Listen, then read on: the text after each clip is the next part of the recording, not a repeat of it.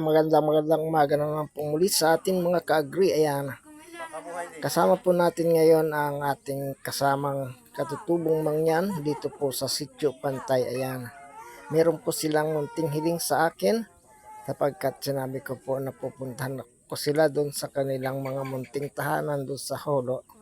Ayan, sabi po nila okay lang daw po basta't kahilingan po nila ay magluluto daw po ako ng pansit at kanin.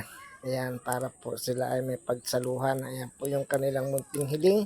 Subalit ako po ay wala pang sahod dito sa aking pagbablog, kaya gagawin ko na lang po yan ng paraan pagpunta ko roon. Ayan na.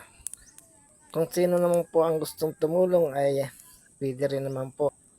Baka po mga sa isang tulyasing pansit at isang tulyasing kanin ay baka kulang po sa kanila, kaya kung narinig po ito ng ating mga Mindoro vloggers ay baka naman po pwedeng humingi ng tulong sa inyo na matulungan natin ang munting hiling ng ating mga kababayang mangyan dito po sa Pantay Pola, Rental Mindoro, na pakakain man din sila ng mga pansit at kanin. Ayan.